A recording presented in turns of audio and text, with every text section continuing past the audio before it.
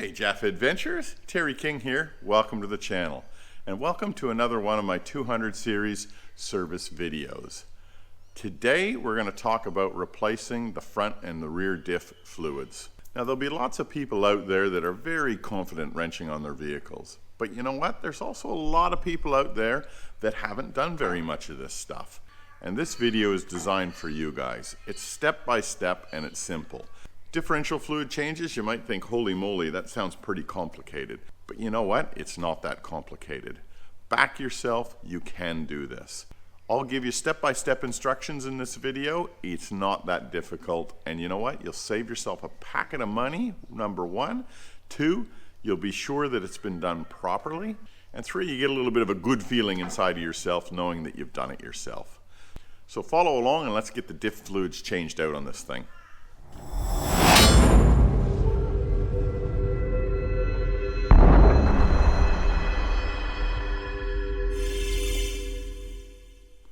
So one of the first questions you're going to ask yourself is, how much do I use? And to find the answer to that question, you go to your handy dandy owner's manual. And in my owner's manual for a 2010 VX on page number 418, it tells me exactly what I need. My rear diff, it's saying, is 4.15 liters. My front diff is 1.9 liters. So let's call that 2 liters. So you know you've got to have just over 6 liters to do the front and the rear diff. Next question would be, what am I supposed to use? And it tells you exactly the oil type and the viscosity. It's a 75W85 GL5 or equivalent. That GL5 part is important. Now I'm not going to spruik one brand over another. Use what you want. But I've got a fully synthetic Pro Gear here, which is GL5 7585. So it's the exact specification of what I need. I've got myself 3 2.5 liter containers. So now we know how much we need. We know what type we need. We've purchased it. The next question would be, how often do I actually need to change this thing? And again, you got to go back to your books. And in classic Toyota fashion, let's make this as difficult as possible. You actually got to go to your warranty and service book to determine your service interval. And Toyota have this wonderful little chart in their service manual. And it's got front diff and rear diff here. And it's got an R, which means replace at 20,000 kilometers.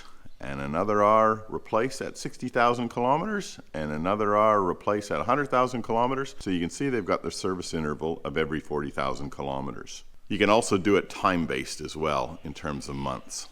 Now I've had a look in my service book and I've actually only got 20,000 kilometers on the diff fluids in this car. However, I've just come back from a Cape York trip where we've done a lot of water crossings, deep water crossings, and the diffs have been underwater for sustained periods of time. In that instances, I disregard any of the kilometers that I've done on the vehicle and I will replace it when I get back immediately. I don't want to run the risk of water inside of that diff housing damaging that diff. Can you over-service them? Absolutely not. If you want to change that diff fluid every 5,000 kilometers, go for your life. It'd be bloody expensive and probably a little bit foolish to do that, but you're not going to damage anything. All right, let's get underneath this car, shall we? Now, I'm underneath the car and we're looking at the rear differential. I'm a seriously lucky individual in that I've got a hoist, so I can actually sit in here in comfort, but you can do this job with the wheels on the ground. You don't need to take the tires off. This plug here is our fill plug.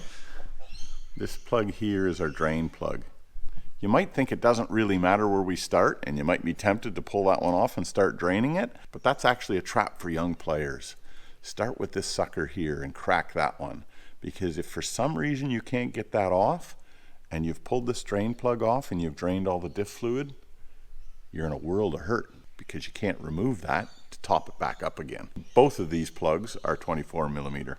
Now I'm looking at the drain plug and here's something that you may encounter, especially if you use your car for any serious off-road work. I've taken a hit here with a rock or something and it's actually peened over this little protective ring. And now I can't fit my socket on there. So what I'll do is I'll get a die grinder and clean that up a little bit to allow me to get the socket in there. But you absolutely have to address that because if you don't, there's no way to get that plug out of there. The die grinder bit that I'll be using is one of these pointed jobos, which means I'll just be able to fit it in there a little bit easier.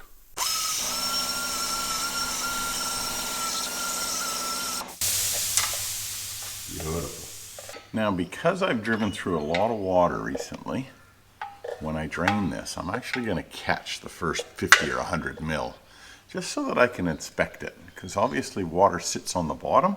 The car's been sitting now for about a week, so if there was any water that's sort of been emulsified, it should have settled out. And I just want to see whether we've got any contamination in there. I wouldn't normally do this, but because it was in such extreme conditions, that's the reason for it. The reason it's glugging is because I haven't taken that fill plug off all the way. So I'll just loosen that so that it stops its glug. There we go. The drain plug itself has a little magnet on it, and you'll get this sort of, it's almost like a magnetic paste. That's normal. That's just normal wear. If you're getting chunks on this magnet, then you got yourself a problem somewhere. But that looks pretty good. That's the first 50 mil that came out of the diff fluid. And there's no water in there whatsoever, which is awesome, which is what I was looking for. And there's a little bit of that black, I don't know whether you'd call it metal shaving, just black dirt, I guess you'd call it, that sits in the bottom of the diff. After that, it came out beautiful and clear and clean. So I'm really happy with that. That's about 20,000 kilometers in total, and probably 15 of that has been pretty extreme off-roading. All right, let's talk a little bit about these plugs before we get too far along. That's your drain plug with the magnet on it. I've cleaned that up. And that's your fill plug. And each of those plugs has a crushable washer. And those are actually sacrificial items. So you're meant to replace those each time you swap out your diff fluid. Unfortunately, I'm in the middle of a lockdown, so I'm not getting out anywhere at the moment. So what I'm going to do is just to get some gasket sealant, pop it on those, pop them in place, and screw them back in. I have done that before in the past. It does work. I'd prefer to put new washers on, but when you don't have an option, you don't have an option. Got some of this Permatex Ultra Gray, which I'll use to make my little seal on these plugs.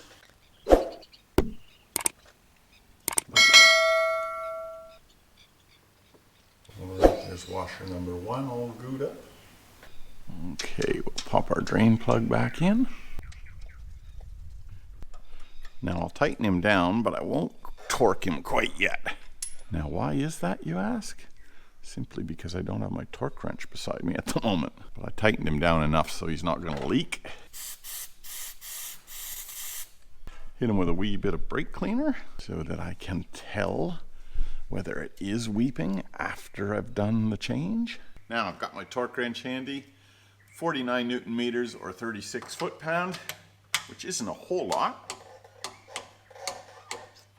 That's it.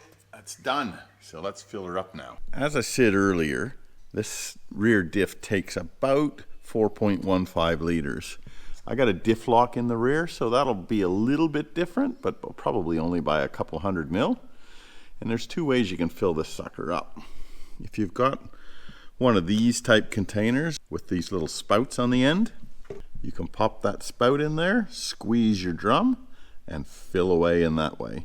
And that works perfectly fine, and you can actually do it reasonably well on the 200 because you've got space, you can get in there. Of course, that's not how I'm going to do it. I have one of these little 12-volt pumps, oil pumps, and they're absolute crackers. So you put the suction line into your drum, you put the feed line into your diff, you hit the go button, and pump away. That's a 2.5 liter container, so I'll use all of that and part of the next one.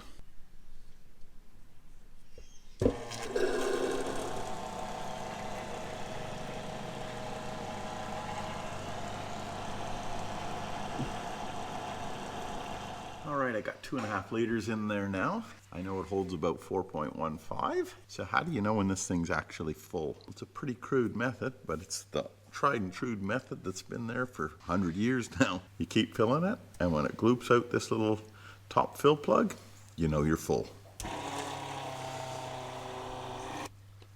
That's it. It's no more simple than that. She's full.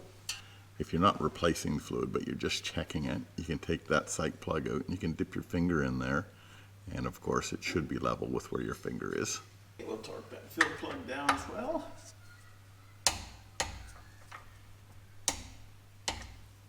Done. That's it. Rear diff is finished. Now we can move on to the front.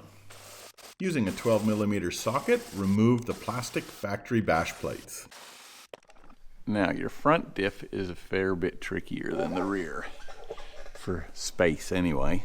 That's your drain plug, and that's your fill plug up there. And this is on the passenger side of the vehicle on a right-hand drive car. They are 10mm Allen heads. So make sure that that plug is cleaned out properly and you've got good purchase on that. Because if you strip those suckers out, you're in a world of hurt. Again, same as the rear, crack that top one first before you pull that bottom one off. All right, I've actually got those cracked, but that was not easy. I had a 1/2-inch breaker bar and I was swinging off these suckers. Make sure that your Allen head socket is in there all the way, because you don't want to strip those suckers out. All right, that diff is draining nicely. The bottom plug looked really good. That's cleaned up now, but it didn't have a lot of crap on it at all. The top plug, can you notice anything there? Yeah, that's right. Normally top plugs don't have a magnet, but that looks like it might have had a provision for one.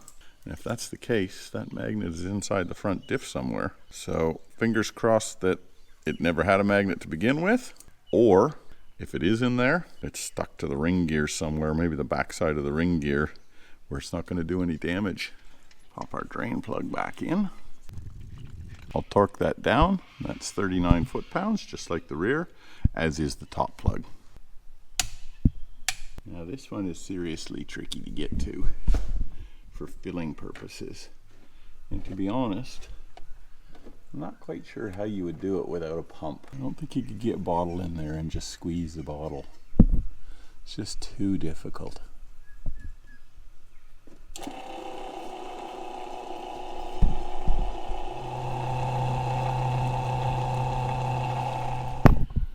That's it.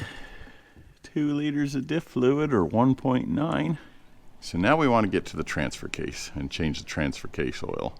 And there are these funky bash plates that are all over the transfer case, and we've got to pull those off.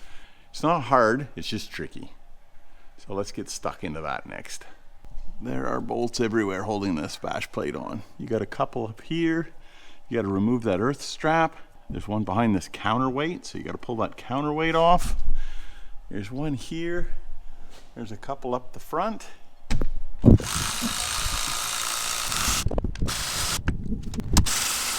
You got to take this funky bash plate off as well to get to another one of these bolts that's behind here. All right, that bash plate, this comes off now. Have a look at this thing.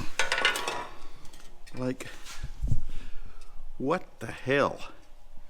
I'd like to have a talk with that engineer who designed this thing and say, what's going on, dude? Were you smoking crack when you designed this? Far out. And then that bolts on top of that one. What a funky mess. Anyway, once you get that all off, here's what you're after. There's your drain plug. There's your fill plug. So same as before, take that little sucker off first, and then do your draining. Same as before, we'll crack our fill plug first. Sweet. And we'll crack our drain plug. Sweet. What comes out? Yeah, I don't know whether you can see that because of the angle of the dangle, but that is just clean, beautiful. Just what I like to see. Now these plugs have those funky crush washers, just like the diffs do. Again, I'm in lockdown, so I'm just going to have to put a little bit of goo on them. Torque this sucker down. Same again. 39 Newton meters. All right, time to top her up. And she takes 1.45 liters. Same way of telling when it's full, it just starts to bubble out. Again, I don't know how you get it in without that transfer pump here, in my instance anyway, because the exhaust is in the road. Be a real bugger. And that's it.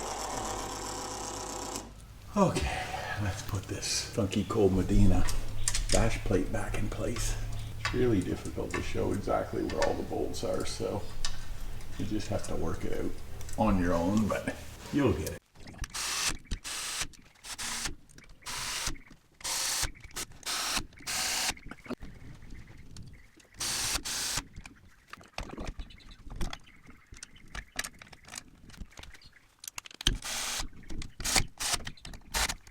That's it, transfer case finished.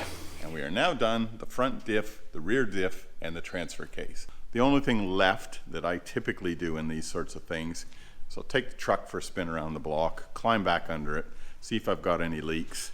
No leaks, then we're all good. We tick that little box. So I trust that you guys found this video useful. Like I said, this is not a difficult task. It's something you can take on with very simple tools. Probably the trickiest thing would be getting the oil into the diffs themselves, especially that front diff. You really need either a hand pump or one of these little 12-volt electric pumps like I've got here. So if you're feeling reasonably comfortable or confident after this video, give it a crack yourself. Still got a couple more maintenance videos to cut for the 200 series, so stay tuned for those. Hit that subscribe button. Keep the shiny side up, everybody. Look after one another in these difficult times. We'll catch you later. Bye now.